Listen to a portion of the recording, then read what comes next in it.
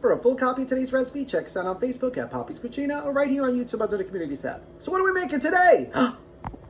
Today we're making something so super easy, fast, less than an hour you can have this. And it's unbelievably delicious. Creamy Parmesan Chicken Pasta. Has sun-dried tomatoes, peas, pancetta. Oh, it's incredible, and it's so easy. So easy. You can have this in less than an hour. Amazing. Amazing. Oh my gosh, I love it.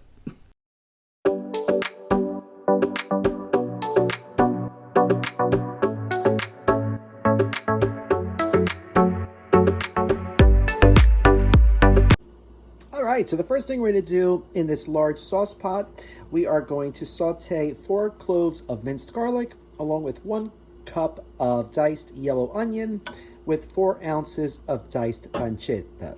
So what we're going to do is we're going to saute this just about 5 minutes until the onions are translucent.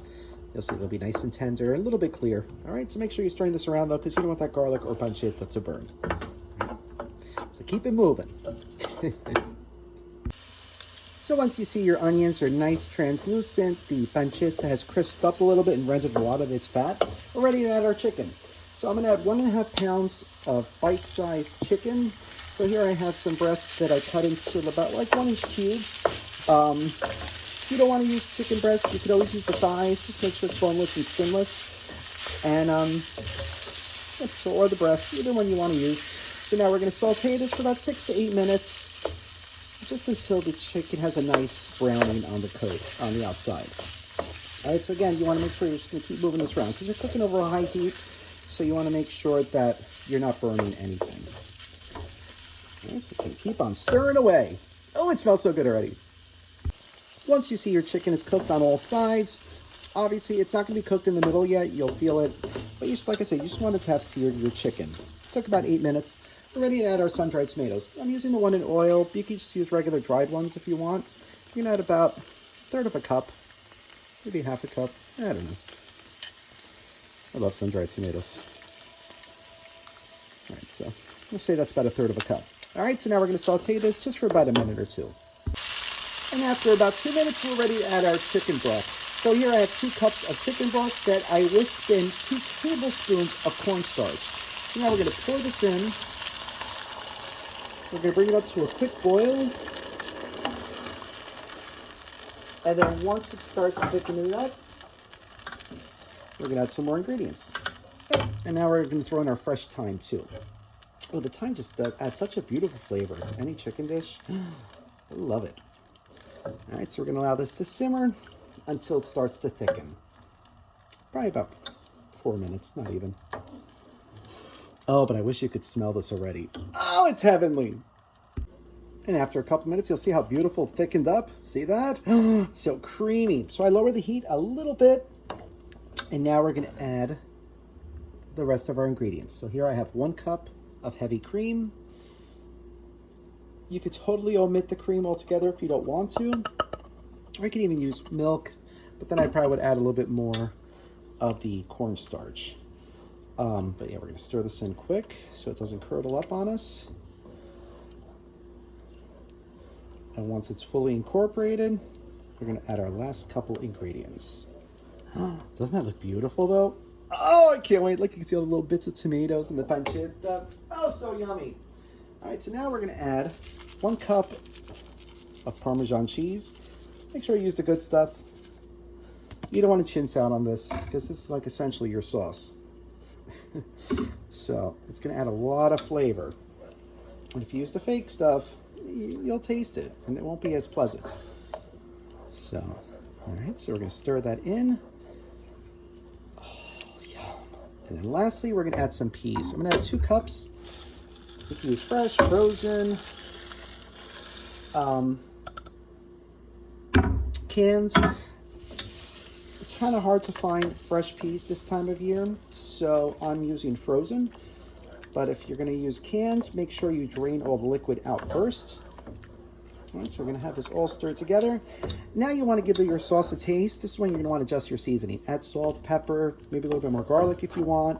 You can even spice this up a little bit. Add a little like red chili, Calabrian peppers, something if you want this on the spicy side. But, I used salt and chicken broth, so it doesn't really need the salt, but you know, make it your own. All right, so we're gonna allow this to simmer, and now we're gonna start getting our water boiling for the pasta. Yum! All right, so our water's boiling. Make sure you salt your water. Do not add oil to it because that's just ridiculous. So now you can use whatever kind of pasta you want. I'm using pappardelle. You want a hearty pasta for this. You can rigate or rigatoni, bucatini. Oh, actually, bucatini would probably been great with this.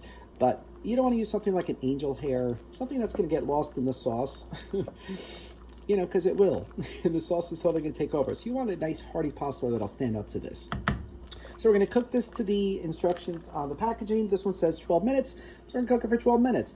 Make sure before you strain it, you reserve 1 cup of the pasta water. Okay, that's very important. All right, so now we're going to cook this for 12 minutes. Yay. Alexa, set a timer for 12 minutes. 12 minutes. Oh. Starting now. She usually hates me. It worked now. Yay. And once your pasta is beautifully al dente, it actually only took 11 minutes. Don't believe the packaging because or else you'll overcook your pasta. Add the pasta to the sauce along with the 1 cup of the reserved pasta water. Now we're going to saute this over a medium-high heat just till there's like no loose water. The pasta is beautifully coated. And it's ready to eat. Oh, I can't wait. I wish you guys could smell this. It smells amazing. Oh, I love it so much. Yum. And just like that, it's ready. Time to plate it up and give it a try. Oh my gosh, it smells amazing. Oh, and in case, you know, you see them, you want to pull out the thyme sprigs like it's just a stick at this point. They're not pleasant to eat. So if you see those sticks, take them right out. All right, let's plate this up. Yay! Buon appetito.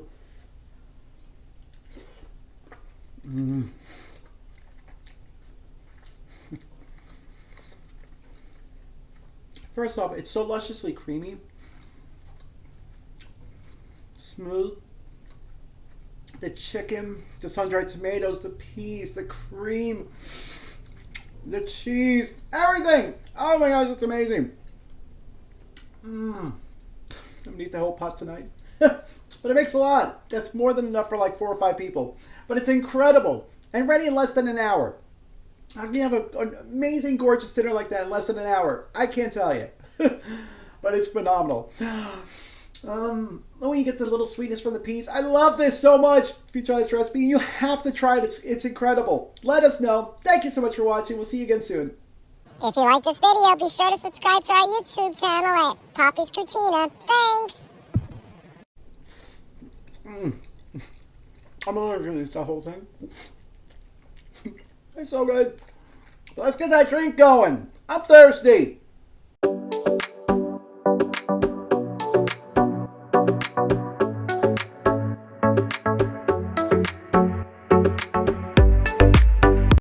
All right, so for today's Italian rum punch, we're going to start with 2 ounces of cranberry juice. 1 ounce of sour mix. If you don't have sour mix, you could always just use margarita mix. 1 ounce of strawberry daiquiri mix.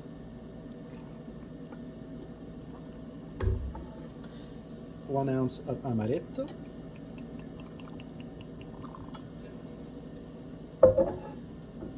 1 ounce of limoncello. You can't have a rum punch without the rum. 2 ounces of dark rum. Alright, so we're going to give this good shaky. And we pour. Ooh, does that look yummy? So pretty in pink. Nice. Let's give it a try. Salute.